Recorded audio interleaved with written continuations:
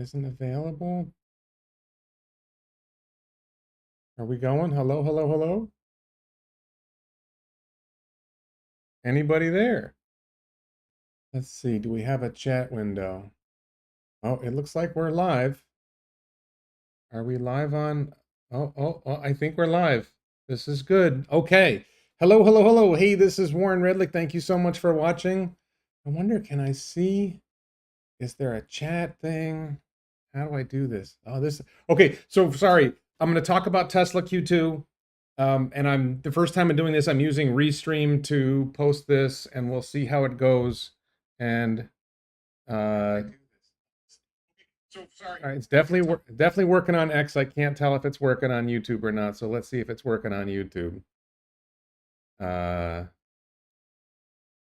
we here? Can you guys hear me? Hello, hello, hello. Yeah, look, it looks like we're going. Okay, so a ton of stuff happened, and I apologize for the start, but a ton of stuff happened, and everything looks good, and I'm really excited. It's working. Okay, so Tesla had its report, and I'm not going to get into like what were the earnings per share or what was the the revenues. A couple of little details I'll talk about that mattered for this quarter, but I want to talk about a lot of the things that happened. There's so much, and I literally I have so much here.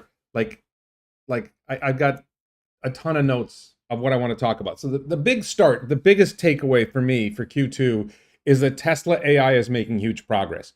If you are looking for Tesla as a long-term investment, if you see that Tesla as a long-term investment is what really matters for the future of the company, then Tesla AI is what really matters. And what did we see? The Tesla facility on the south side of Giga, Texas, is about ready to go. They're starting to bring in H100 server racks to get the next cluster going. They're adding 50,000 H100s, NVIDIA H100s, plus 40,000, I think the 40,000 AI4 chips. That's what we formerly called hardware 4. And then at some point by the end of the year, 8,000 H100 H100 equivalent of Dojo.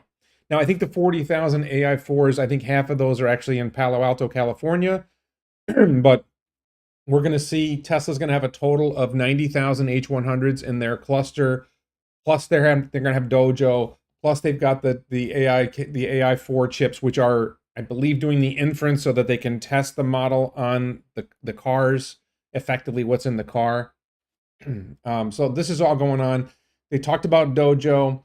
Elon talked about this. The demand for NVIDIA chips is so large that, let me just pull up my,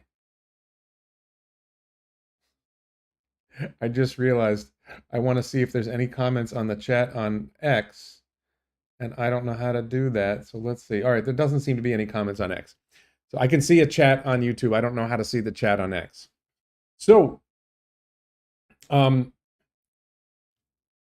Tesla is satisfied with NVIDIA's hardware. You've got the H100s. I think there's a Blackwell coming or whatever. There's a lot of great hardware coming out of NVIDIA, but the demand for NVIDIA hardware is so large that Tesla has to make sure they have sufficient AI hardware to be able to do the work that they need to do. And they can't guarantee that NVIDIA hardware will be available. And also because the demand is so high for NVIDIA hardware, the price will be really high. So yes, Warren is way too bullish. That is absolutely true. So, and listen, on my long-term, I think that this earnings, just the Q2 report, and especially the Q2 earnings call, if you are long-term super bullish, if you're looking for what were the numbers this quarter, what are the numbers going to be for next quarter, there's a little bit of good news for next quarter, but if that's the kind of stuff you're focused on, this probably isn't the channel for you, and I don't know why you're watching. If you are looking for what's going to be happening next year, what's going to happen the year after that, what's the long-term prospects, what are the long-term prospects for Tesla? Like this is one of the most informative earnings calls that I've seen in a long time. So, it's an important thing to understand. NVIDIA is making like 80% gross margin on its chips. So if NVIDIA is making 80% gross margin on its chips, and Tesla can make Dojo somewhat competitive with NVIDIA, like it costs them twice as much to make the chip as it costs NVIDIA to make their chip. Well, then Tesla saves a ton of money because with NVIDIA, they're paying 4 times as much or 5 times as much for the chip. So I don't know what Elon says. He says that they're on a path to being competitive with NVIDIA. I don't know if he means that Dojo's on a path to being competitive with NVIDIA at cost, or if it's just we can make Dojo cheaply enough that it costs us less to buy Dojo chips than it costs us to buy NVIDIA chips because NVIDIA's are priced so high. And the demand for NVIDIA is so high that the price of their hardware may go up. Wait. What? SMR is more positive. He puts in every spare cent. Like, well, I mean, look, I basically just hold whatever cash I need for my cost of living. I'm in. Like, I don't have free cash to put in. So I've got, certain needs over the next couple years, and then, but right now my cost of living is less than my content creator earnings, so it's not really an issue. But I don't know. I can't rely on my content creator earnings, so I've got some cash on hand for expenses and stuff. But it's not much. I mean, I don't have that much cash on hand. I have a lot more. It's not a high percentage of my assets. So, another big piece. I was a little bit surprised to hear this. Giga Mexico paused over Trump tariffs. So we knew that there was some kind of pause going on with Giga Mexico, and Elon had been talking about, well, we decided to make, in the biography, Walter Isaacson said that the Tesla team decided to produce the next generation vehicle in Giga Texas rather than in Giga Mexico so that the engineers would be closer to the manufacturing. And now there's an added reason, which is they were planning on building out Giga Mexico. And because they're concerned that if Trump gets elected, he's going to put heavy tariffs on products imported from Mexico, then it doesn't make sense to manufacture in Mexico. And I was surprised by this because I thought that the Mexico factory was intended to sell vehicles to Latin America. If you're not familiar with it, Tesla does not sell a lot to Mexico, and especially south, like the southern Mexico doesn't have any superchargers. Most of Latin America doesn't have any superchargers. I think they started selling in like Chile. And look, I'm in Southeast Asia. There's Teslas in Malaysia, there's Teslas in Thailand. Most of Latin America, if not all of Latin America, with maybe exceptions of like Nicaragua and El Salvador and a couple of other poor countries, most of Latin America is wealthier and has higher income than most of Southeast Asia, than Thailand and Malaysia, where there's a lot of Teslas. So I'm surprised that Tesla's not selling in Latin America, and Giga Mexico would make a lot of sense for selling vehicles to Latin America. Now, maybe the Latin American market just can't handle that volume of output. I don't know. So Eric Carlson says, pretty much got the wife talked into move to Thailand. I would certainly say come visit here. The cost of living here is shockingly low. And the quality of life is really, really high. I would say the quality of life is arguably better than most American cities with a couple of key weaknesses. Okay, so I think the other big thing that stood out to me about the quarterly numbers was that energy and services combined is now 22% of revenue. Generally speaking, auto revenue has been like 90% of Tesla revenue. So we've gone over the Tesla auto revenue has now dropped. It's not really dropped. Tesla auto revenue hasn't dropped much, but it is now, as a share of company revenue, it has now fallen to below 80%.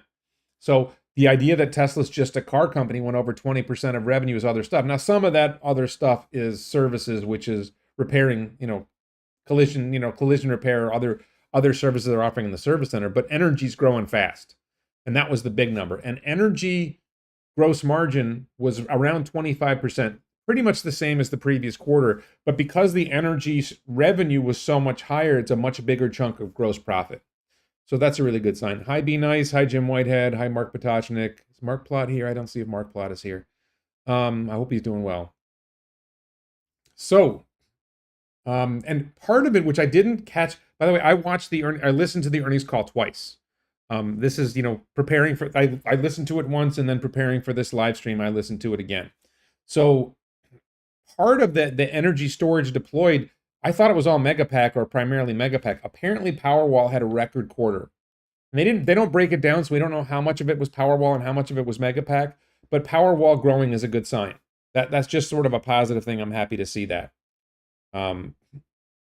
It's good to see things like that. Got here. All right. I got so many windows here learning this thing. Shanghai Megafactory should go live Q1 2025. Elon said, and I think I might have to listen to this again. He said, that would out clearly double energy storage output if Shanghai Megafactory produces the same as the Lathrop Megafactory. The Lathrop Megapack is produced in California right now at a factory in Lathrop, California, and they're building a Shanghai Megafactory that's supposed to be basically a mirror image of the one in Lathrop. And then Elon said it will double output, maybe triple. And if you follow the history of Tesla producing cars at Shanghai, the Shanghai factory is the most productive factory that Tesla has. So it's reasonable to expect that the Shanghai Megafactory will actually be more productive than the Lathrop Megafactory. Number one, it's newer, so they probably incorporated some newer technology. Number two, the Chinese workers just tend to work harder, or they're able to work more shifts or whatever. So we're going to see a high volume of megapacks. And then I didn't put it in my notes, but they were talking about late in the call, there was a question, and Elon just sort of popped off of this. I didn't really think this was the question. And I don't think it was just Elon. I think maybe it was VibeHub as well. The demand for energy from these AI data centers that are growing is growing so fast that you just need a lot more energy. And let's say the United States energy generating capability. We have all these power plants. During the middle of the night, they're mostly idle. And if you use Megapack, if you're able to run your energy generation when there's not a lot of demand and store that energy in Megapack, then you're able to supply more energy overall, and your economy is able to accomplish more. So the demand for Megapacks to enable all these server farms and all this other demand for electricity is a really, really big deal. Just a really quick one. Apostate Plus Tech says health insurance is a big reason for me not retiring early. I just want to tell you this. The cost of healthcare in Asia is much lower than America. So I had a VO2 max test, which was a cardiology consult, a cardiologist consult before the VO2 max test, which is like, 20, 30 minutes with a tech on a treadmill and stuff. And then another cardiology consult, and my total price was $80. My copay with health insurance in America, my copay for a physical therapy visit was $85. So I got 2 cardiology consults and a test for less than the cost of a physical therapy copay. And that's in Bangkok, and that's at Bangkok Hospital, which is a relatively high-end hospital. Just to give you some idea, the cost of healthcare in Asia is much lower. Cost of everything is lower. So, and I don't have health insurance here. Some visas required, but mine doesn't, at least not yet. So energy storage, the demand for Megapack is really, really high. Just want to clear, the demand for Megapack is huge. So if Megapack demand is high, then you can keep ramping and producing more Megapacks. And it's actually one of the questions I have is, where's the next Megafactory? You've got one Megafactory in Lathrop, California. You're about to deploy another Megapack factory in Shanghai. They probably have plans for a third and maybe even a fourth Megafactory, and they haven't told us that yet. Where are they going to build future Megapack factories? You probably need another one in the United States because the demand is going to be off the charts in the US, because this is going to be one of the major centers for AI data centers. So that's one. And then maybe the demand in China is so big you need another one in China. And then maybe there's somewhere else. Like India seems like a really good place. Like it's hard to do cars in India, but it might be easy to do Megapacks in India. So I just think there's a lot of opportunity in a lot of places for this stuff. Okay, so another key detail, and this isn't really a change from the previous quarter, new models are still on track for 2025. And I want to emphasize this. There's all these questions, and Elon won't say, what's the new vehicles, but they have pretty clearly said they're working on more affordable models or a more affordable model. I think I heard them say more affordable models. So a more affordable model, Model 3 is basically around 35 grand. Are they going to get down? And more affordable might not be the United States target. Like here in Thailand, a BYD Atto 3 starts under $25,000. Model Y is more like 50. And the Model Y is much, much better vehicle. But if you're just driving around, like if you're going on road trips, Model Y is a huge advantage.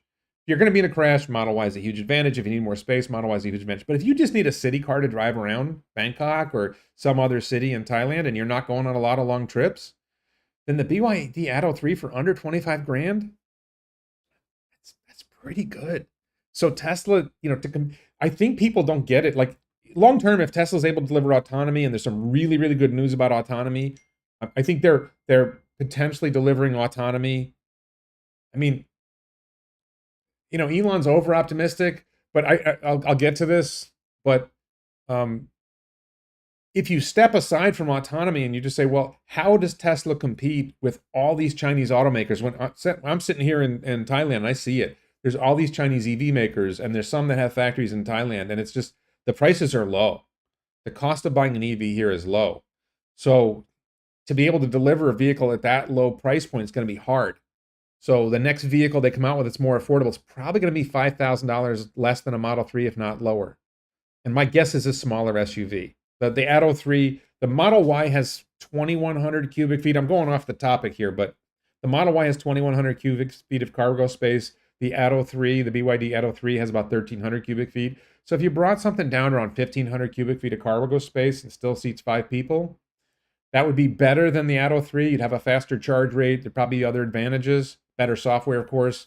And if you sold that for like 35, or 32 or something like that, maybe get it down to 30, that would be pretty competitive. BYD is going to get cheaper, but that would be somewhat competitive. And you make it in China and you deliver it here, maybe I don't think they're going to open a factory here. They're pretty clearly said they're going to be doing stuff on the existing lines. So you make it in China and you bring it here. I think there's no tariffs here on Chinese vehicles. So, all right, off the cuff here. Yeah, look up. I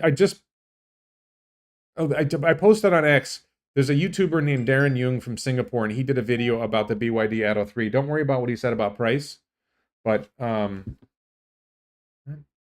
okay, don't worry about what he said about price, but you can see a lot of detail about the BYD Atto 3. It's a nice car. So, serious weaknesses compared to the Teslas, but it's still a nice car. Better than a gas car.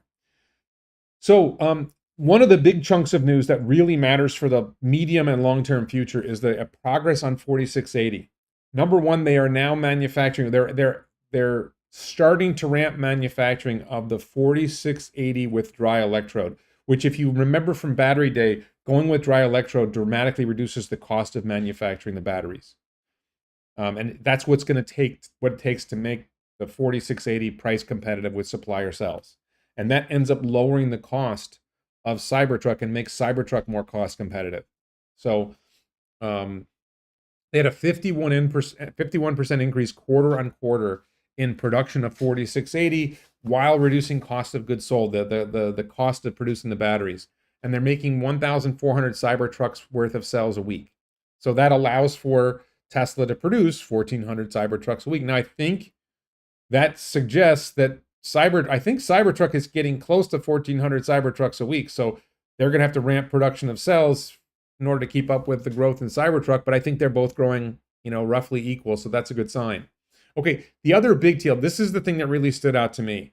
And it wasn't really so much in the call. This was on the X platform. There are accounts on X that I follow who are engineers working for Tesla's AI team. There's Ashok Alaswamy is the one that everybody knows, but there's Phil Duan, and there's Yunta Sai didn't post, I don't think. There's another guy that posted. There's two guys who posted about how excited they are about progress they've made with version 12.5 of FSD, which I think it's just started shipping. It's maybe AI driver. Just a couple of very small number of people have gotten access to 12.5. And they're in the first version of 12.5. 12.5 still a couple versions, a couple point releases from now. It's going to have a little bit more. But they're merging the highway stacks, a whole bunch of things coming together. But I think there's AI driver maybe who said like he could feel a level up in terms of quality of driving. And it's like, number one, they've improved safety dramatically. And number two, they've improved the feel, the smoothness of the ride. I think Vaibhav, the CFO, said, and I don't have this in my notes, but I remember him saying it. One of his tests is he does like a 30-minute drive to work. I think it was Vaibhav. Maybe it was Ashok. I do a 30-minute drive to work, and I've been able to do repeated 30-minute drives to work without spilling a cup of coffee. A cup of coffee in the cup holder, and the coffee doesn't spill. That's like his test. That's not bad. Okay, so, and then the version 12.5 is 5 times an increase in parameters. This is an indication of the complexity of the model that they're using to understand the real world that enables them to drive the car. And that's huge, and they're able to use that model and still operate that model running on the hardware 3 chip that's in most Teslas on the road.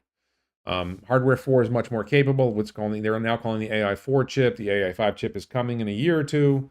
A lot of good stuff happening. Other big story was that Optimus is already working in the battery part of Giga Texas. Now, I think it's probably like just a couple of Optimus right now, but Elon was saying they expect to have several thousand Optimus working in-house in Tesla's factories by the end of 2025. And then, sorry, I got to skip ahead now. And then they'll start selling Optimus to customers. Start selling Optimus to customers in 2026, and they're expecting to go. So the ones that'll be operating will be operating in Tesla factories in 2025 will be the version 1 production of Optimus, and then the version 2 one they're going to be producing mass production. They're going to sell to customers. So high volume production of version 2 of Optimus by the end of 2025 in Texas. Lang F. Tan says, what kind of car do you have in Thailand, Warren? I do not have a car yet. I'm going to be buying a Model Y in a month or two, it's a guess. Currently we drive around in my girlfriend's Honda City, and I'm ready for a Tesla. She has a 10-year-old Honda City. It's time. So it's just a matter of like, we got to get some things out of the way. Like I have to get a driver's license and all that. So, So the news about Optimus is really good. They're making a lot of progress on Optimus. The news about Cybertruck ramp, they 3x quarter-on-quarter the production of Cybertruck. They're doing a dry electrode version of Cybertruck that they did I think the first pre-production version of the dry electrode Cybertruck, which lowers cost of goods sold, which means they're able to sell Cybertruck, lower cost to manufacture, so either higher profit or able to lower the price. Huge. I had a screenshot of it, but the lithium refinery, they expect to be operating in 2025. I think maybe it was early. Gotta look at that image for myself. Desktop. Start of production in 2025. Now, where do we go? I'm messing myself up here. Sorry. I got so much stuff. What am I doing? I'm not a pro.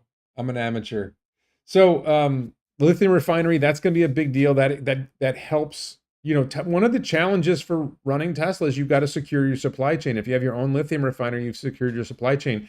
If you have the lithium refinery tuned to produce exactly the lithium you need for the cathode manufacturing facility that you've got, they can really dial in what they need from the lithium refinery to get the output they need, to connect that to the cathode manufacturing that they need, to connect to the battery that they need. And all this comes together, and it means you've got a secure supply chain, and you're able to fix any problems in the supply chain because it's your own supply chain.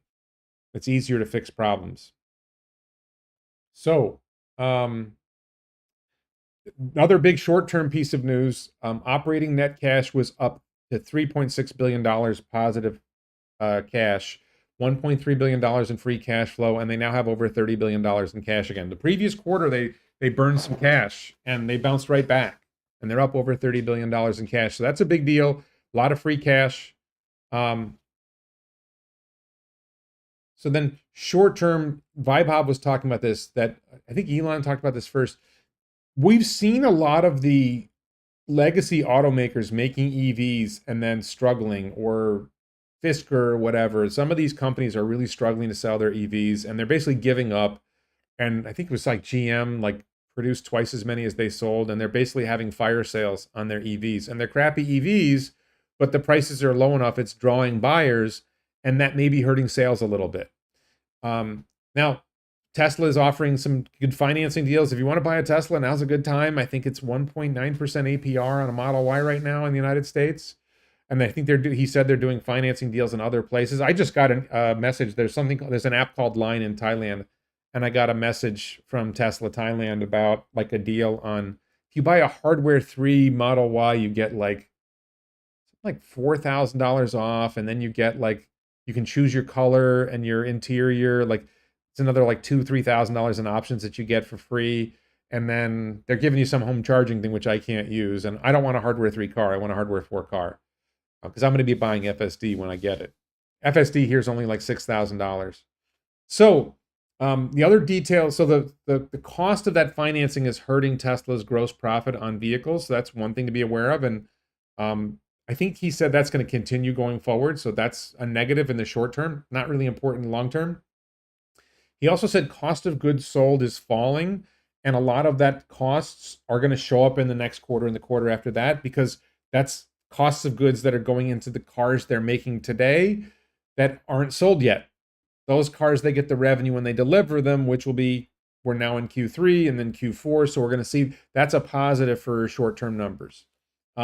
He said the energy storage backlog is strong. This is not surprising. So there's basically huge demand for Megapack and Powerwall, and that's all going well. And I think the fact that Powerwall is doing well is a little bit of a surprise, because they had said before that the high interest rate environment made it hard to sell solar and Powerwall. So now apparently they're doing better at that. Powerwall 3 is a better product and probably lower cost and lower, I think it's lower install cost, so maybe that's helping. CapEx for 2024 will be over $10 billion. The short-term number, the CapEx for this quarter, Q2, was not as high. And they are increasing spend on H100s, the NVIDIA H100, so that's going to go up in the next couple quarters and put total CapEx up over $10 billion for the year.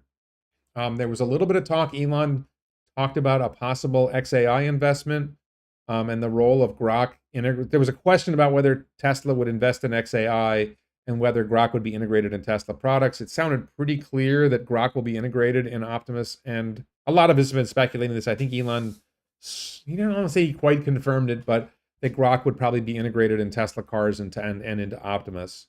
And Elon, I think maybe it was Gali, Hyperchange Gali, who was pushing it, and Elon posted a question on X today, a poll: should Tesla invest $5 billion in XAI?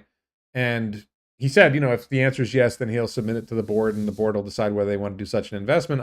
I'm not personally, not that I'm opposed to the investment, I'm not personally that big a fan of that investment. I think XAI doesn't have a problem raising money. If they want to raise more money, they can. I don't think the terms of if Tesla got a deal on the investment, that would be unfair to XAI shareholders. If Tesla pays, doesn't get a deal, then that's unfair to Tesla shareholders. So it's kind of quirky. Like, I'd rather that XAI just raise money on capital markets and avoid claims of conflict of interest or other issues, and then litigation that's going to rise and all this other stuff. But, I think Tesla would win the litigation. It's just like more hassles. And I don't see that much gain. I don't know what the gain is in Tesla investing $5 billion in XAI. I mean, obviously, if XAI increases in value by 10x, then your $5 billion becomes $50 billion, but that's trivial to Tesla. And I don't think XAI is going to have trouble raising funds if they want to raise funds. I'm rooting for XAI. I don't think it needs to be tied to Tesla. Okay, the Robo taxi unveil, the Cybercab, the vehicle unveil was moved from August 8th to October 10th. So the rumor that was spread initially by that was leaked, and the leak was spread initially by what do I call him, Borberg,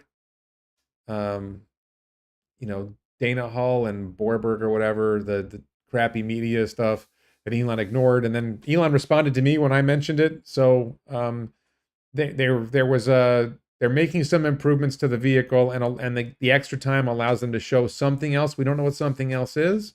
It's probably not Roadster, is my guess, but maybe it's a hint at some future vehicle. We'll see. Or maybe it's a hint at Optimus. Maybe Optimus is going to be, making another leap, and they want to show off more Optimus. He said a couple things. In response to me, he said a few things, so we'll see what's coming. There was a question from a Wall Street analyst about licensing FSD, and because Elon has mentioned, or Tesla has mentioned, that they've been in talks with OEMs, which is like GM, Ford, Volkswagen, Hyundai, whatever, about licensing FSD. And Elon kind of, his response today makes it sound to me like there really aren't a lot of companies that are going to be ready to license FSD. Number one, it's going to take them several years to get their cars ready to use FSD, because you've got to have the 7 cameras, you've got to have the right computer in the car and the right connectivity to be able to connect everything. And it's going to take most of these car makers a long time to get that set up. And then he said they'd really have to be shooting for 1 million vehicles a year, that if it's only 10,000, 100,000 cars a year, it's not enough. And well, which car makers are going to be making 1 million EVs a year? Because they probably have to be EVs as well. So who's going to be making 1 million EVs a year? And it's pretty much like BYD. Now, Hyundai might get to 1 million vehicles a year. Volkswagen might get to 1 million vehicles a year, EVs. I don't see Ford, General Motors, Honda, Toyota, any of those being anywhere near a path to getting to 1 million EVs a year. So it's a really limited window, and I don't think he was talking about BYD, because BYD is probably a lot more nimble than General Motors or Ford or Volkswagen. So interesting stuff. BYD to me would be the natural company to sign up, because they're already Tesla partners in supplying batteries, and they probably already have the cameras in the car. They're more nimble than the existing car companies. There was a question about robo-taxi regulation. Thought it was we got an answer I didn't fully expect. Tesla is expecting to, either with version 12.5 or 12.6, seek approval to allow customers to use FSD supervised in Europe and China and other countries. And I'm sitting here in Thailand thinking, hey, Thailand would be nice. Thailand and Malaysia are fairly small markets for Tesla right now, so probably not urgent. Japan is also a small market, so I'm not sure where else, but he said Europe, China, and other. So maybe Australia, I guess. But hopefully, for my sake, hopefully Thailand. And likely by the end of 2024, they'll be seeking that. They expect to get that approval by the end of 2024. Now, are they going for that on version 12.5, or version 12.6 is coming? Are they going for that on version 12.6? Unclear. That sounds like they think they'll have version 12.6. We're in July now. So version 12.6 is in cars by November. Maybe they get that approval then, but they need a lot of miles of evidence to be able to show that to regulators. So I think he's hoping to get it done in 12.5. Lars said that for regulating FSD, that's just the National Highway Transportation Safety Administration covering all of the United States all at once. Just whether, how FSD can be used, whether you can use it supervised, unsupervised, whatever, that's just NHTSA. In order to have robo-taxi operations, that regulation isn't federal, that's state and local. Florida, for example, has basically adopted a law saying it's legal. Local governments can't regulate or tax it. So Florida is probably going to be easy for approval. I think several other states adopted the Florida legislation. California has existing programs, so just going through California's existing program should be fairly straightforward. So there's a lot of positives there. So, all right, I got through all my notes.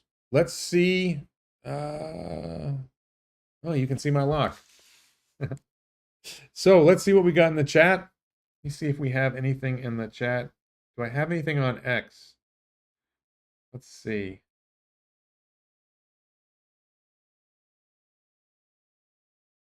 I don't see any comments on X. If there is a chat, I don't know how to find it. So we'll ditch that for now. And then let's look in the chat here on YouTube.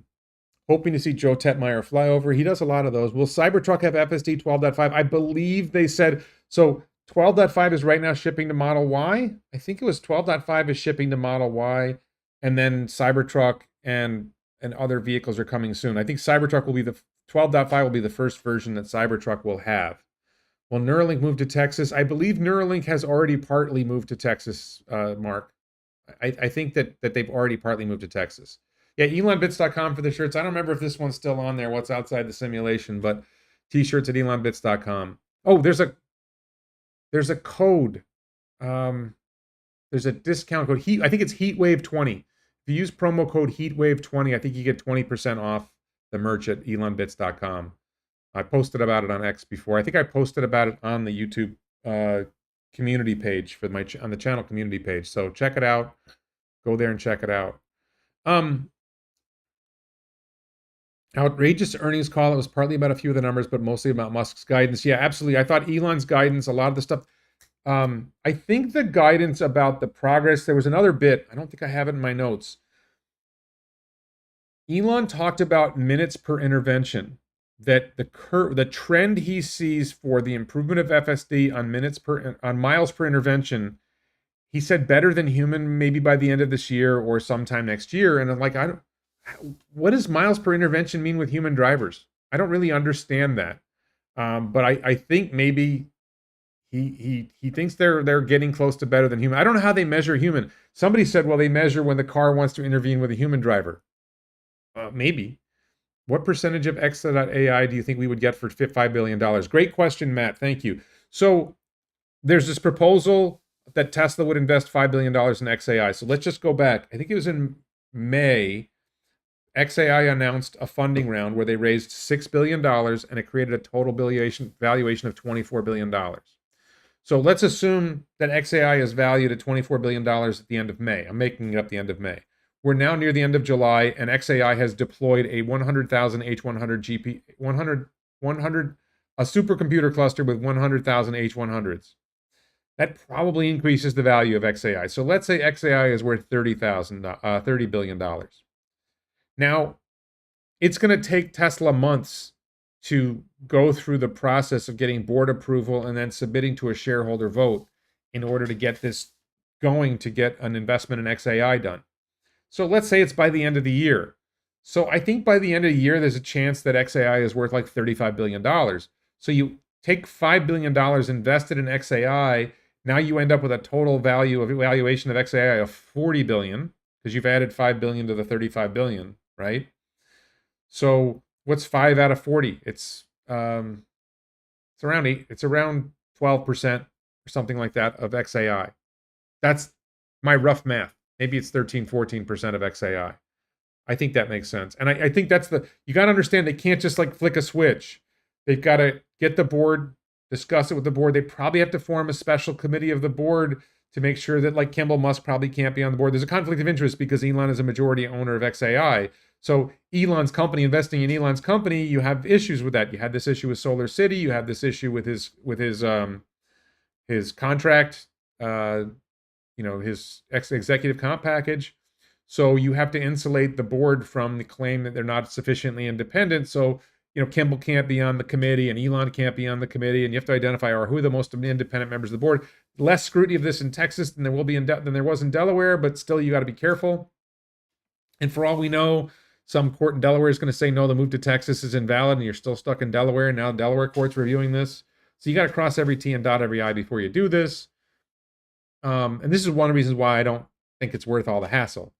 But so you end up with, like, you got to jump through a bunch of hoops. It takes the board 2 or 3 months to the committee 2 or 3 months to just figure out whether this is a good move for Tesla.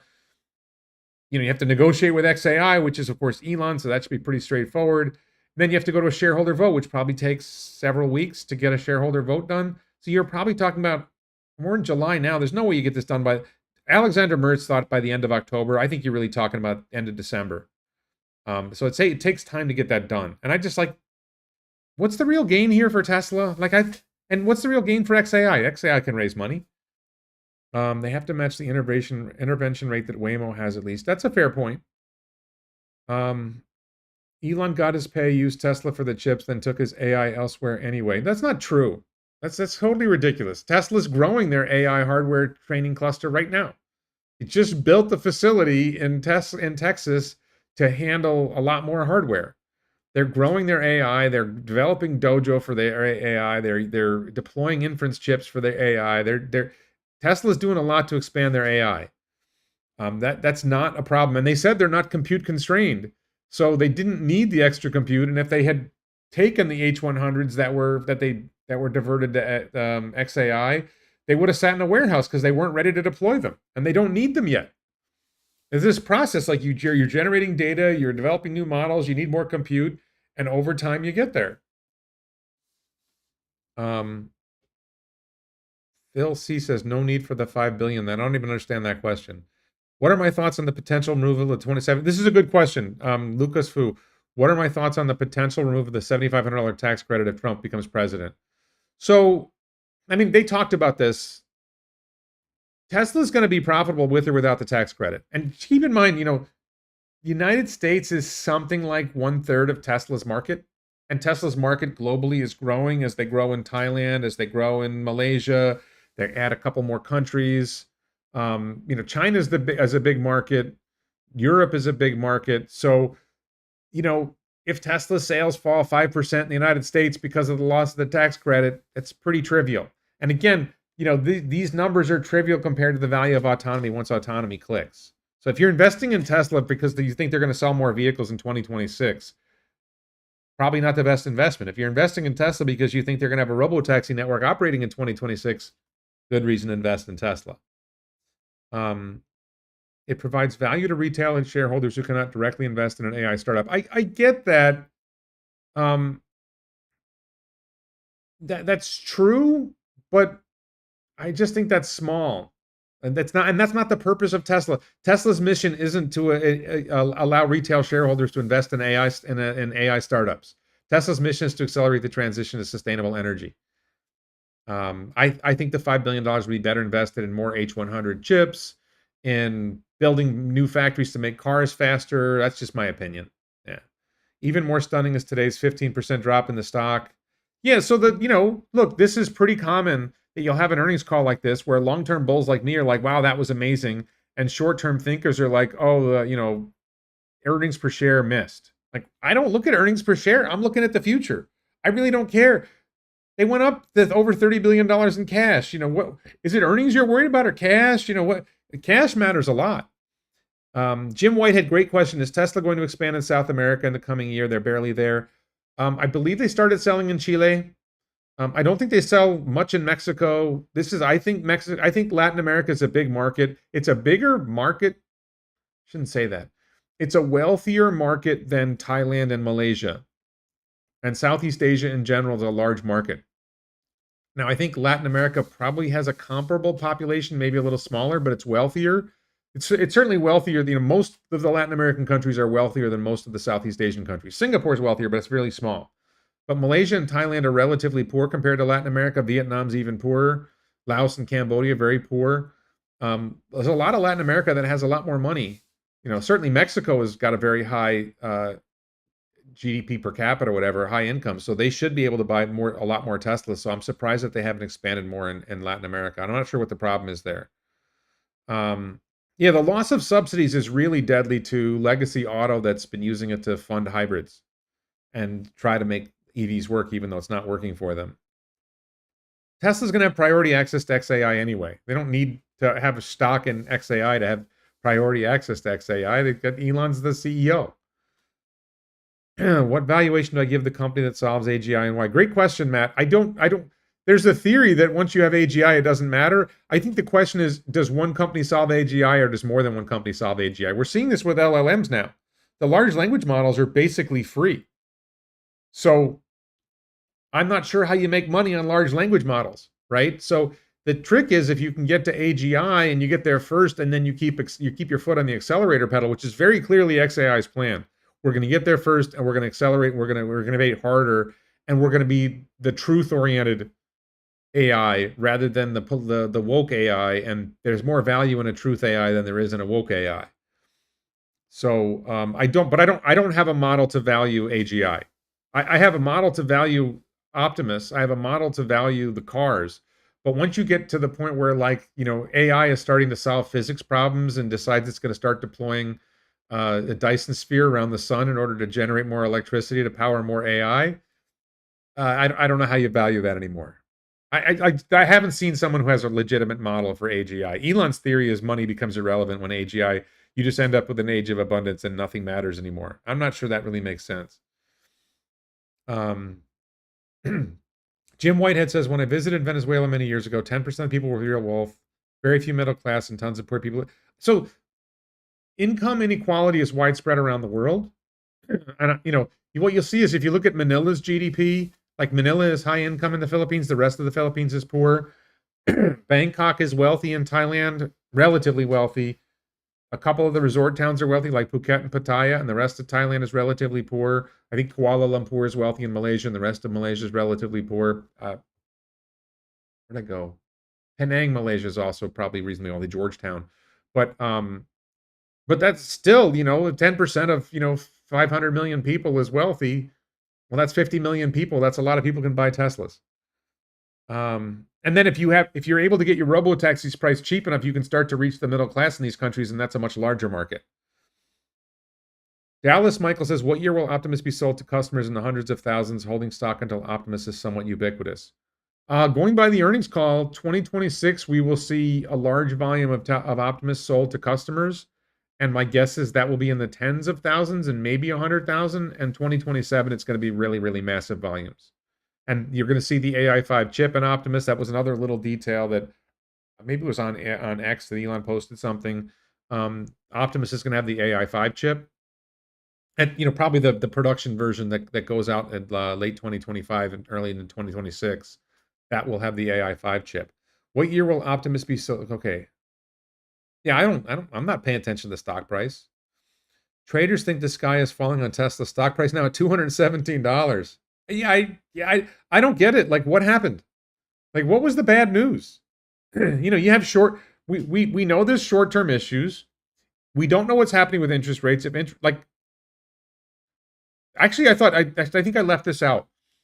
Megapack more than doubled quarter on quarter. It was a record quarter, more than double any previous quarter. I think the previous quarter was also a record. Or the storage deployed, I should say, was more than double. And Vaibhav was a little iffy on the future. He said we're going to see large growth in some quarters and some fallback in other quarters. My guess is the next quarter will actually be a little bit of a drop off. And then the quarter that might be a bigger jump. It's not going to be a smooth curve. It's going to be a bumpy ride like everything else with Tesla. There was a question about where are the revenue streams from AI last night. Well, there's obvious revenue streams for Robotaxi and Optimus. There's a revenue stream from if you have this massive amount of inference hardware, which is one of the things that Elon talked about. If you have all these cars that are sitting there idle and all these robots that are, maybe the robots are working 12 hours a day, they got 12 hours a day they're not working, the chips are available, and you've got all this inference hardware that's able to do AI inference.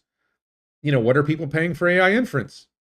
That there's a value there. And if you have, a billion bots with AI inference chips on them working 12 hours a day, and they're making $10 a day for their inference, well, that's a shit ton of money.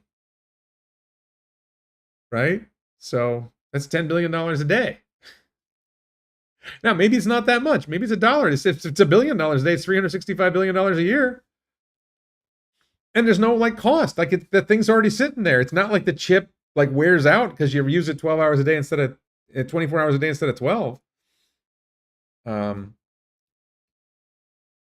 You get to age and you don't tell anyone and create fantastic businesses.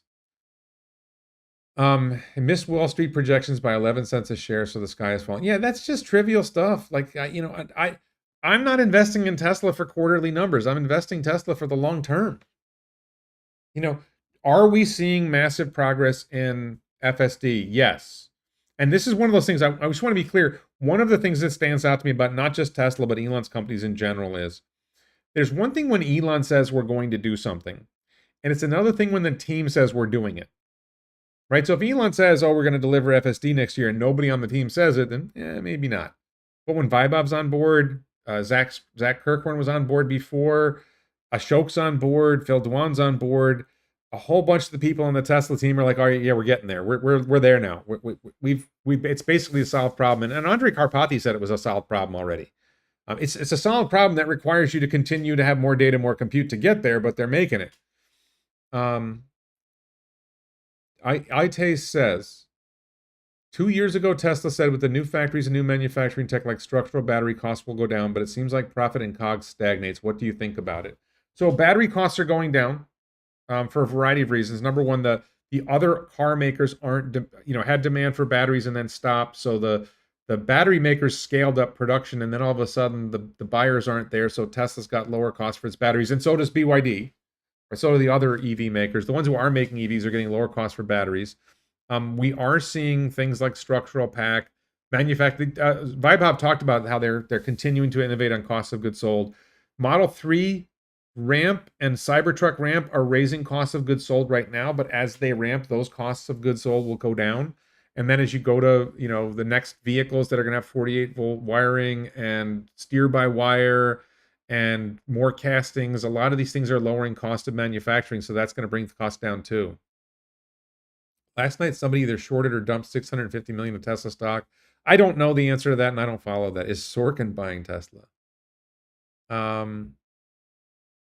They didn't say. Elon previously said non-foundation Cybertruck would maybe be Q3. I haven't seen any hint of it yet. I have one of the earliest reservations for Cybertruck, so I'm wondering when I'm going to get the email. Hey, you can come get your non-foundation Cybertruck. I may not be able to go.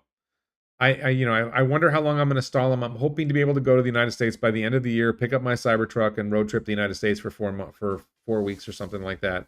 But I have to get my girl. I will be getting married. By the way, I expect to be. I'm engaged. If you haven't seen this story already, I'm engaged to be married, and I expect to be legally married in Thailand within a few weeks, maybe by the end of August, if not sooner. And then I work on getting a long-term visa here for Thailand, and we work on getting her visa to be able to visit the United States, and hopefully we visit the United States toward the end of the year, pick up the Cybertruck, road trip America for 4 weeks, and then if somebody wants to partner with me on the Cybertruck, you let me drive it for 4 weeks, and it's your vehicle, you got to pay for it.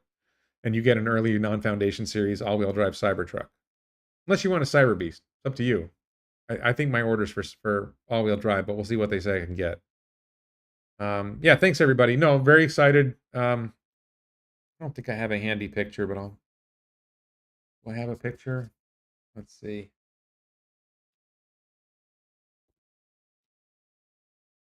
Oh, here we go. There we go. That's from the engagement. And that ring, by the way, I'll disclose this. That ring is the ring that my father gave to my mother 66 years ago. I'm really pleased about that. Very, very happy about that. So, yeah. So thanks everybody. What do I consider long term? Still enjoying Thailand. What do I consider long term? Long term to me is 3, 5, 10 years. If you're thinking this quarter, next quarter, the quarter after that, you're thinking short term. If you're thinking, next year, like we're in Q2, we just finished Q2 now. If you're thinking like Q2, Q3, 2024, 2025, you're still like medium term. Once you start thinking about 2026, 2027, now you're thinking more long term. But I know that definition of long term varies. Am I still enjoying Thailand? Stefan asks, what are the best and worst parts? The worst parts of Thailand. I'll start with the worst parts. I'm very happy with Thailand, but I'll start with the worst parts. Air quality, especially December to March, is poor. Sidewalks are not great. It's better than Vietnam. It's better than India. The sidewalks are a little bit like obstacle course or, Ninja Warrior. Mostly good, but you just have to watch your step. Can't drink the water. And you do have to watch out. You have to be careful about food poisoning, but like these are things that like you just deal with it. Bottled water is super cheap, like crazy cheap. So you just buy bottled water and that solves that problem. So what's the pluses of Thailand? Cost of living is shockingly low. I'm in a 2-bedroom, 2-bath condo with a spectacular river view. 2-story gym in the building that I never use because there's a better gym next door at the mall. An infinity pool on the 8th floor. There's a mall next door that we had dinner tonight and ice cream and whatever, and grocery store in there, and that's a 5-minute walk, and there's a transit station here. So this is a great location. $600 a month for this condo, and electricity is cheap, and whatever. And then I have a joke that you can live in that a Western man can live in Thailand on $1,000 a month.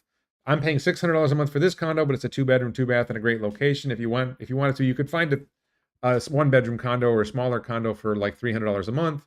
You can easily eat for $10 a day. I could probably eat for $5 a day here, but $10 a day would be $300 a month. So $300 a month for the condo, $300 a month for the food, and that leaves $400 a month for hookers. But and that's not really fair to Thailand. The stories about this big thing about sex trade in Thailand is not really true. Thailand is not like that. Does it exist? Yeah, it's a very, very small pocket of Thailand. So virtual send-off for our Tesla bro. And then cost of travel in Asia is cheap. We're flying to Taiwan soon, and it's like $100 each way. I'm paying $400 round trip for the two of us, staying in a 5-star hotel for like less than $100 a night, including breakfast in Thailand and Taiwan. So we went to Japan, we went to Vietnam, we went to Malaysia. Cost of travel's cheap. Food's really good. Food's really cheap. Um, People are friendly. The other downside is that there's a high traffic fatality rate, but that's primarily people on motorcycles and scooters and pedestrians. So if you're in a car, not really an issue. Cost of transportation is cheap. You get a ride on a Grab. Grab is the equivalent of Uber here. Take a Grab ride. It's like $5. It would have cost me 25, $30 in America. So let's see. I hear sewage can smell in Thailand. I have not had any problems with smelling sewage in Thailand anywhere that I've been. I have not had that experience. Nowhere. There's certain spots, like I was in the city of Songkhla, which is southern edge of Thailand on the east side, and there's some spots on the water that were like the rivers looked very polluted, or the canals or whatever looked very polluted, but I didn't notice a smell. Um, check my Cybertruck reservation. You might be able to order. I'll check it. If desalination is cheap, then maybe there's a solution to all those bottles. If I buy my own home, then I will probably collect roof water. Well, I'm expecting to build a house here in a few years, and I will probably collect rainwater from the roof. And I'm not sure what we'll do with that. I'm not too worried about desal. The bottled water, you just can't. You're scratching you scratch your head when you find out how cheap the bottled water is. I buy like a 6-pack of 1.5 liter bottles of water, and it's like $1.25. You buy like a regular bottle of water, and it's like 17 cents. In a cooler at a 7-Eleven. It's like 17 cents for, was it 6 baht? No, is it 6 baht or 5 baht? 36 baht to the dollar is like 1/6 of a dollar, whatever that works out to. Great. Yeah, like 17 cents, 15 cents, something like that. Crazy. Can't drive the Cybertruck in Thailand. We don't know that yet. That's not decided yet. Any comment on the Tesla versus Rivian trade secret suit? I haven't seen that, so I have no comment on it. Any morning sickness yet? No morning sickness yet. She's not pregnant yet. I'm trying. She's not pregnant yet. Berkey water filter for the home. There's some people use reverse osmosis water filters. 7-Eleven will deliver the water to your home. We have a 7-Eleven like in the complex. So I just grab 2 6-packs of 1.5 liter bottles of water and bring them upstairs. And I cook with bottled water. I literally cook with bottled water. Probably don't have to cook with bottled water, but I do. Do I think FSD would be an issue in Asia and India because of chaotic traffic? No. I think that once you have it better than human, it's better than human. So if a human driver can drive in Asia, and by the way, driving in Thailand is not really that much different than driving in America. And is it a little worse? There's a little bit of chaos with the and Vietnam, same thing. The scooters and the motorcycles are a little unpredictable, but generally speaking, I would say the roads in Thailand are better than the roads in California. They're not as good as the roads in Florida. They're probably better than the roads in Texas. So I don't know why there's this impression. People in Bangkok will say, "Oh, traffic here is terrible." Like, have you been in LA? I don't think the traffic here is worse. It's bad. It's not worse than, it's not that bad, and it's not worse than other places. India definitely scared the crap out of me. But if it's better than human, it's better than human. If a human driver can drive in India, then FSD will drive in India better than human. It's that simple. You just need to train it on the data. You need to run a bunch of vehicles and train on the data. MAGA Mike says, congratulations, you are bucking the advice I gave you. MAGA Mike, I'm so good at I don't remember the advice. I don't know if the water is subsidized. That's a good question. I don't think so. I think it's just, costs are cheap here. Yeah, no, it's just, I probably go through 1.5 liter bottle of water, 2 of them a week or something like that. It's like it's a trivial cost. Are there roundabouts? I don't remember if there's roundabouts or not. There might be some. It's not a big thing that I've noticed. Not in Bangkok, I don't think. My threshold for FSD is not that it no longer irritates me, but it does not irritate another driver near me. That's an interesting threshold. I would say the threshold for FSD is if you're sitting in the passenger seat, does it annoy you less than the worst driver that you know? Think about the worst. I got a guy in mind who is the worst driver I've ever ridden with in recent memory anyway. And FSD already drives better than him. So Mark says, nice to visit Thailand one day, not to live there. Customer service in the hospitals is better than it is in America, Mark. Cost of healthcare. Now, if you have, Medicare or something like that, maybe not, but the cost of medical care is cheap here. The people are friendly. Now, language, I would say Malaysia, if you don't speak Thai, and I don't speak Thai very well yet, Malaysia's got a big advantage. If you can handle the government's anti-Semitism, that's a whole other thing. What is my IG? I am not active on Instagram. Instagram is only for personal friends. So thank you for asking, but I don't share my Instagram or my Facebook. I'm on like Instagram and Facebook like once or twice a week for like 5 minutes, really to see my kids. Really only one of them's active, so it's only one of them. So Karsten says recommend you get a HEPA filter fan. The problem with I have an air purifier in my condo. The problem is that the air conditioner is bringing in outside air, and the air conditioners don't have proper air filtration. So the plan for the future, probably not this condo, but the next place we live, is I will buy high-end air conditioners that have high-quality air filters. Because if I use my air purifier, I'm purifying the outside air. I'm not purifying the inside air. Because you use the air conditioning so much here that if your air conditioners don't have good filtration, it doesn't help. So you have to spend money to get the extra expensive AC, and I'm renting. So am I going to spend how much money? 1 year is not that big of a deal. So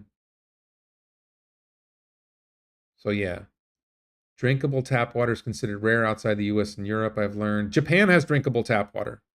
I don't know about Australia, New Zealand. They probably have drinkable tap water. Japan has, and I think Singapore has drinkable tap water. Wealthy countries have drinkable tap water. Good luck on producing babies. Hey, I'll just keep slugging away. Just keep trying. It's hard work, but somebody's got to do it. Do I think Robotaxi will be able to drive in heavy rain? Yes. If a human can drive, the simple answer to all those questions like that is if a human can do it, then Robotaxi will be able to do it, and we'll do it better. And I am learning Thai, by the way. I'm making progress. Here, I got flashcards. Let's see my flashcards. Woohoo! Flashcards. No, I can't read that one. Let's see one I can read. Oh, Tom Kagai. Tom Kagai. Tom Kagai. This is Thai coconut milk chicken soup. Tom Kagai.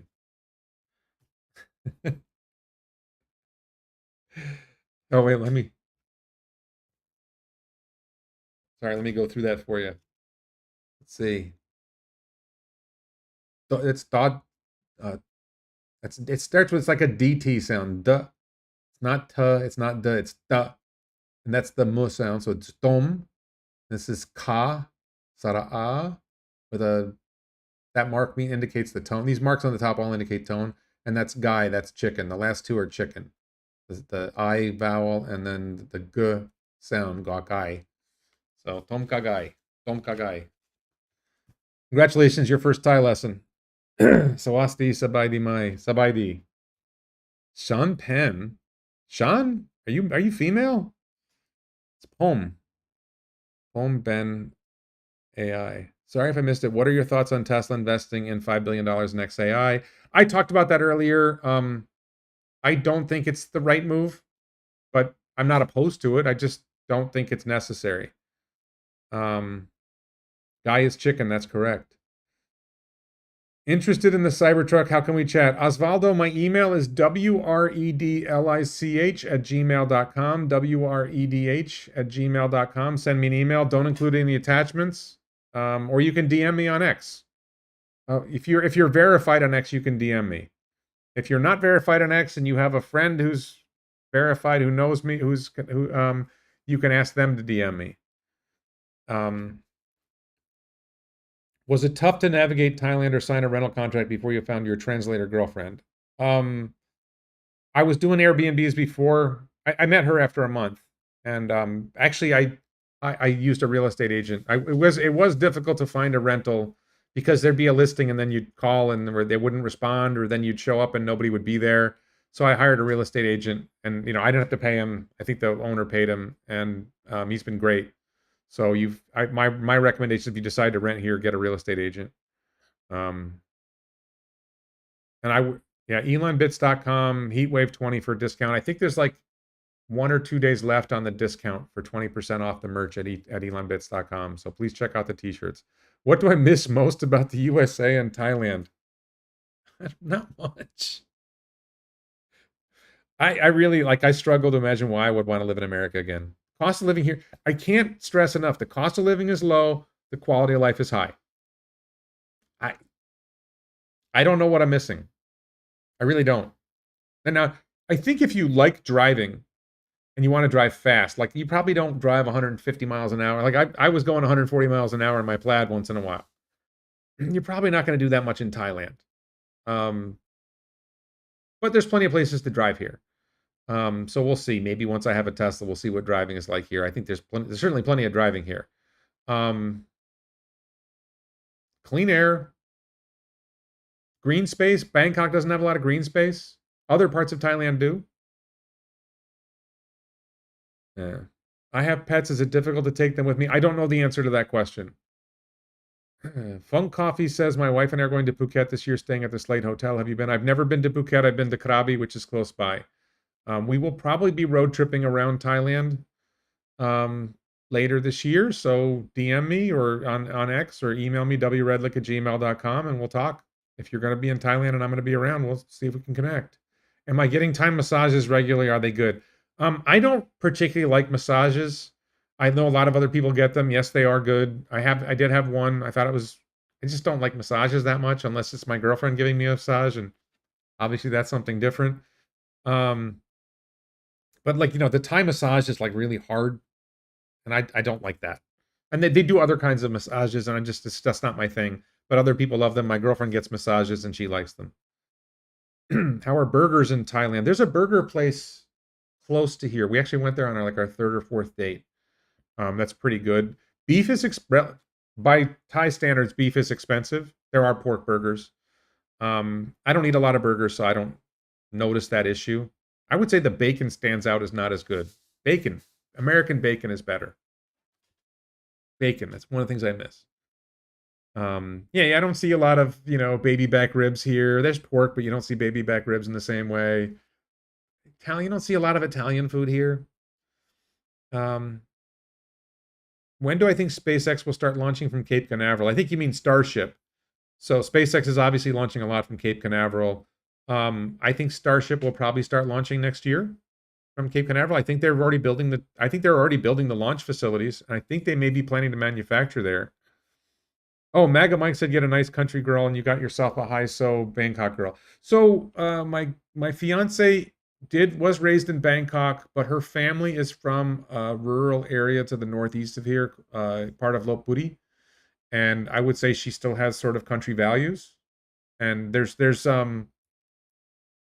Bangkok city girls who are part of like the foreigner scene, and although she does speak English, she wasn't part of the foreigner scene.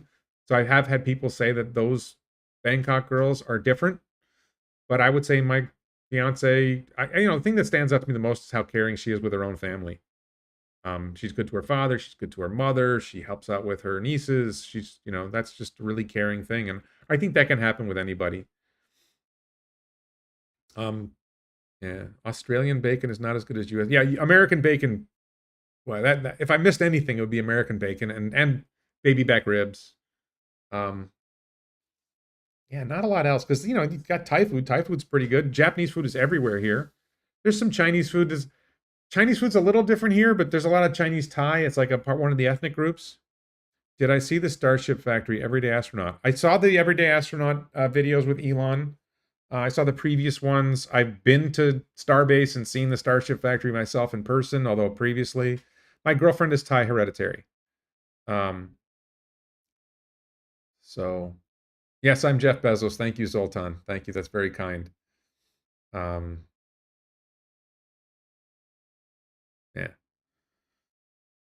All right, where are we? We're an hour in. So let me just close with I'm super excited about what I learned. We actually went to a suki place tonight. Thai sukiyaki is different than Japanese sukiyaki. I think we went to a Japanese suki place tonight. When was the moment you knew you were going to marry her? That's a great question, Michael. So my original plan was we were going to try to have kids, and then when she got pregnant and we had our first child, then we would get married.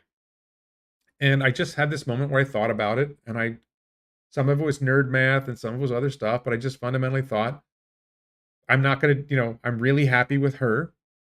And like I said, it's kind of like this, seeing her with her nieces, seeing her how she how she treats her mother, how she treats her father, how she relates to her cousins, her uncles, just that fundamental, kind, caring nature. And obviously, I think she's gorgeous too. That's a whole other thing, but that's not really the driver. That because there's a lot of pretty girls who are great, not great with their family, let's say. And seeing how good she was with her family was a really big driver. And honestly, like she just really seems to like me.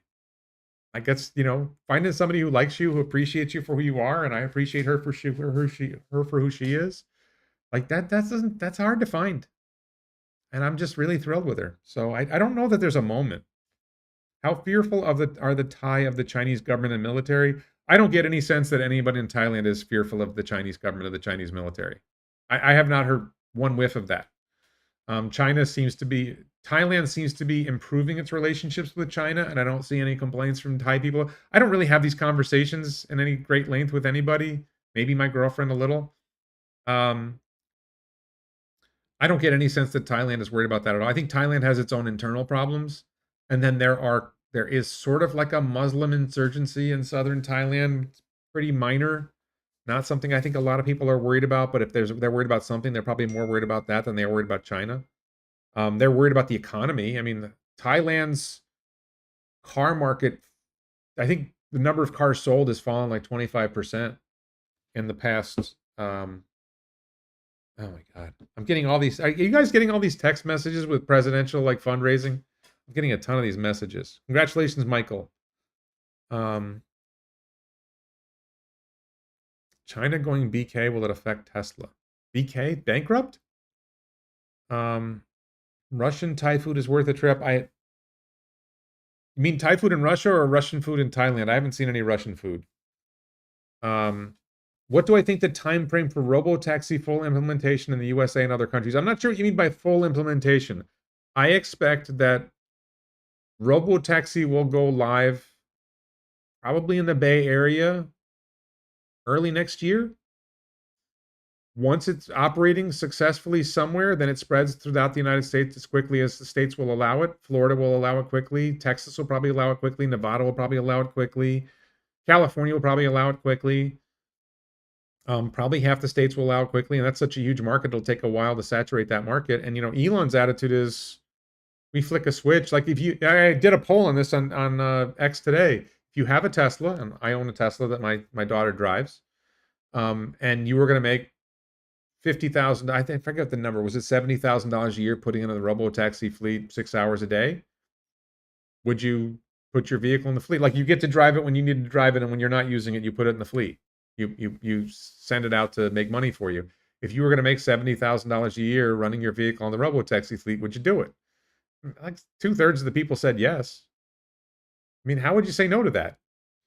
So some people would say no. Have I made a video on the incident that happened in Pennsylvania involving I'm being careful about my language because I don't want to get censored by YouTube.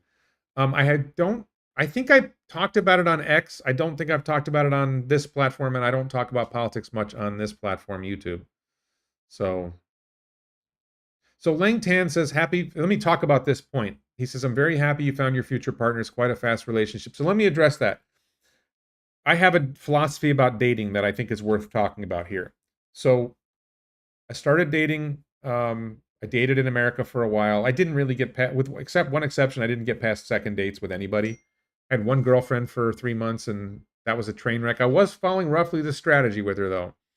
The strategy is that, I'll say the wrong strategy, in my opinion, is if your dating strategy with someone of the opposite sex is dinner, drink, sex, dinner, drink, sex, dinner, drink, sex, and you do that 20, 30 times in a row. You have some fun, right? But how much do you learn about that person? How much do you learn about how you're going to be together, how your life is going to be together? I don't think you'll learn that much. And so you want to test the relationship by doing different things. So my first date, and this was on my dating profile, first date's going to be coffee, second date's going to be lunch, third date, maybe dinner, right? And very explicit what I was looking for, that I want to get married and have kids, that I want to have kids. I don't think I said I wanted to get married, but I want to have kids. Looking for somebody who wants children. So first date coffee, did a bunch of first date coffee dates. Had some second date lunch dates. Met her. Actually, our second date ended up being something different. But the key point is that you want to expose yourself. And by the way, the reason for the first date coffee date is it's a clear signal. I'm not expecting sex on the first date. And lunch second date. It's very clear I'm not expecting sex on the second date either. I'm not saying it can't happen, but it's just, you're not putting yourself in that position. If you're having dinner or drinks as your first date, it was coffee or ice cream for the first date. And daytime, like 10 a.m. to 4 p.m., something like that. I was very explicit in the dating profile, what I was looking for. If you're meeting somebody for coffee or ice cream between 10 a.m. and 4 p.m., nobody's expecting you're going to bed later, right? So that's the vision there. You're sending a message, I'm serious about getting to know you, not serious about trying to, get you in bed and then never see you again. But then you want to increase the challenge and try different things. So, we did this and we spent a day together. Then we went on a trip to Vietnam. I had to leave the country for a visa, so I took her with me. We went to Vietnam for 3 days. And then we're in Vietnam and we went to this beach that was like, you had to like basically go down a hill where you had to use ropes and stuff to get down the hill. I'm not saying like it wasn't dangerous. It wasn't like repelling, but it was just like challenging terrain. So you're doing that together. And you're walking on the streets of Da Nang, Vietnam, and the sidewalks suck. And it's stressful, and I'm getting like sidewalk rage. And she was very calm. And you see yourselves in different environments, and we're in a place where neither one of us speaks Vietnamese. And how are we getting along in that context? And then we went on a road trip. This was like a big one for me. You got to go on a road trip with somebody. If you can go on a road trip with somebody for 7 hours and you don't want to kill them, it's a good sign. I went on a road trip with a previous girlfriend, 7-hour road trip. Within 2 hours, I wanted to kill her. I wasn't smart enough then to realize, okay, that's it.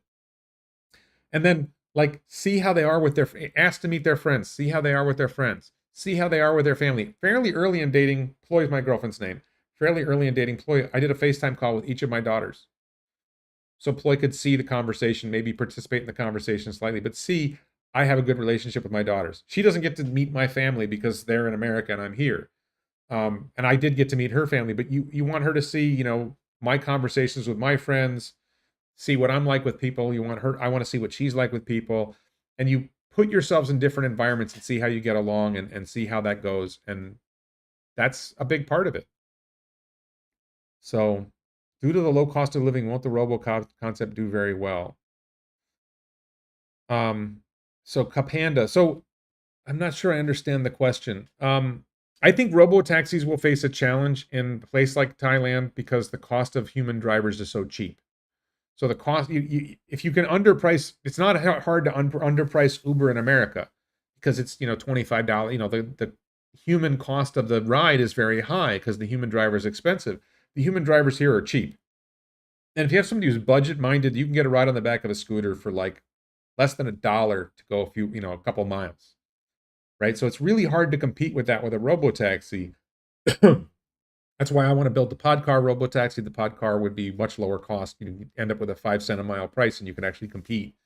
But that's, whether I'm making progress on that is a whole nother question.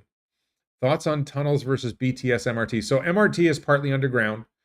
Good question. So for people who don't know, Bangkok has a mass transit system that's multiple different systems. There's BTS, which I guess is Bangkok Transit System, and MRT, which is, I don't know, Metropolitan Regional Transit, but they're connected in some ways, but they're different companies or something like that. And then there's the Airport Link, which is separate. There's probably one more I'm not thinking of. There's all these buses. So I think there's real potential for Boring Company in Thailand. I think there's real potential for Boring Company in a lot of places. And I just saw an article about they're planning to do some tunnel somewhere, and it's some like outrageous expense. And Boring Company could do it for 1/10 the price, if not less. Panda says, "Do you find these young women in Thailand don't want children?" I don't think that that's as much of a challenge in Thailand as it is in America. I think that there's plenty of young women in Thailand and the Philippines. I think it's more like, do they like you? And then if you want to have children, they'll have children with you. And are there some who don't want children? I suppose so. I think in Thailand and the Philippines, they're certainly happy to have children if they find somebody that they trust. Robo jitney. I don't know what a jitney is. I forget. Wife comes from the next province. Is that like Saraburi or Nakon Dwachasama Maiga Mike? Maybe we need a robo rickshaw. $1 per mile is too much for me. Well, so I'm just like my, example. I went from a mall called Icon Siam to a mall called Mabung Krong MBK. For those who know Thailand, Icon Siam is on the west side of the river, and MBK is on the east side of the river. My girlfriend needed to go to MBK for something. MBK is a big mall. Icon Simon is a big and spectacular, beautiful mall. MBK is a little bit older, so it's not spectacular and beautiful, but still a big mall. And we took a taxi there, and it was like $5, and it would have been like $30 and an Uber in America for that ride. So my email is I'll put it in the chat.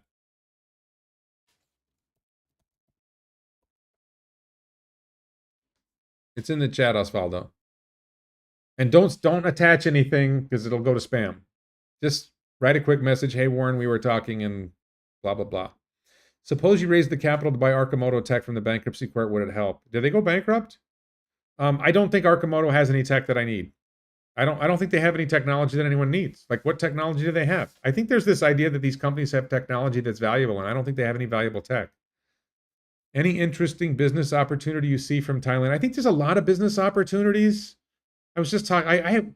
I'm the guy who had like a 10 ideas a day. Like, I want to open a sake bar. I was talking to my girlfriend. I want to open an Indian restaurant. She's like, well, Thai people won't go to an Indian restaurant. So, okay, that's not a good idea. I think a sake bar would be successful, a rum bar. Like, I think, like, my ideas tend to be like stuff I would like, and then would other people like it. So if you did a sake and rum bar in Sukhumvit, which is like the foreigner dense area of Bangkok, that would probably be successful. The vision I have for that. There's Indian restaurants everywhere, so that's but where we live, there's no Indian restaurants. Well, maybe the reason there's no Indian restaurants is because there's no demand. PYGKLB says disagree about Arcimoto. Its problem was too many chiefs and a lack of focus on manufacturing place. So no, Arcimoto had one chief. It was Mark Frohnmeyer, and I think their problem was a lack of focus on one product. He had too many ideas. He wanted to do 6 different versions of his FUV, and then he came up with this other 3-wheel vehicle he wanted to do. It's like, pick one, manufacture it at scale, get them sold. Make them where you can sell them for less than, sell them for more than it cost you to make them, and make as many of them as you can. How Panda says, what culture and food do the Thais most, can't read the rest of that. What culture and food do the Thais like? So what I see is number one, Thai food. There's a wide variety of Thai food that you don't see in America, but a lot of the normal things that you see. What do they not like? So they like Japanese food, they like Thai food. Apparently they don't like Indian food. I don't see that much Italian food here. You see a little bit, but not that much. There's a Chinese variant of Chinese food here that you see.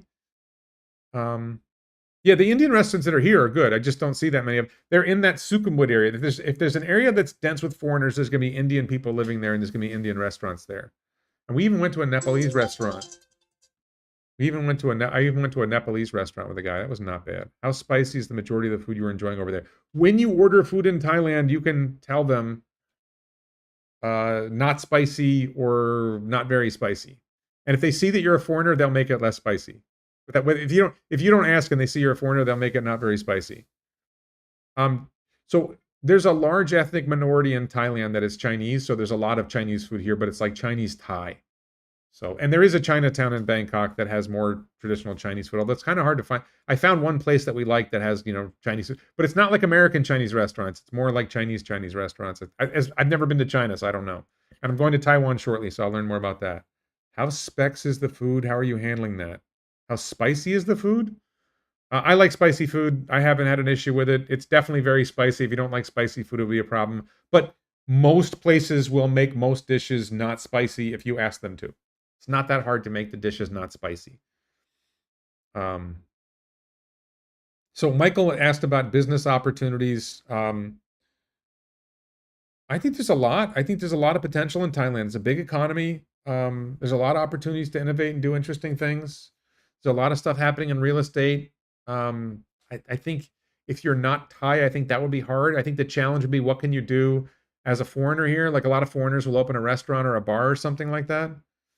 When can we meet your new lady? We're working on a, we shot most of the video for the first video in the Bikini Nomad channel. There's a Bikini Nomad channel on YouTube that you can follow. And just search for Bikini Nomad on YouTube. You'll find the channel. And the first video is in editing. I think if you are a supporter on a YouTube channel member or subscriber on Twitter, on X, then I think I posted like a clip or two. It's not much bikini in the videos. It's more like what life as a nomad is like in this place or that place or whatever. So the first video is Japan, and the second video will be Bangkok. How many years did I practice law? I became an attorney in New York in 1995, and I practiced until a couple years ago, 2-3 years ago. So 25, 26 years. Am I doing anything to have cash flows? I make enough money as a content creator. I make it somewhere around $2,000 a month on YouTube and X. It's probably a little more than that right now, but it's somewhere around 2,000 between the t-shirts and the Patreon and the Daily Lie and all that. When you add it all up, I'm probably making $2,000, $2,500 a month, and that is more than my cost of living in Thailand. So I do have some other expenses in the United States that I pay for related to my kids. So in net, I'm probably spending a little bit more than I'm making, but I have enough money to be able to afford that. Exporting something to the West we could use. I don't know. Yeah, she's wonderful. I'll put the picture up again. That's Ploy. Somebody asked to see her. That's when she said yes. We went to this restaurant really close to us. I spent like a crazy amount of money on that dinner and the ring. I didn't pay anything for the ring, but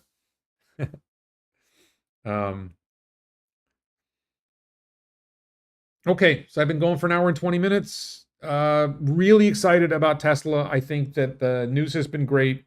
Very, very happy about everything that's happening. No, we're not. Amy, we're not in Florida. I don't know if Amy's watching right now. We're not in Florida yet. We will be in the United States towards the end of the year, hopefully, or end of this year, early next year.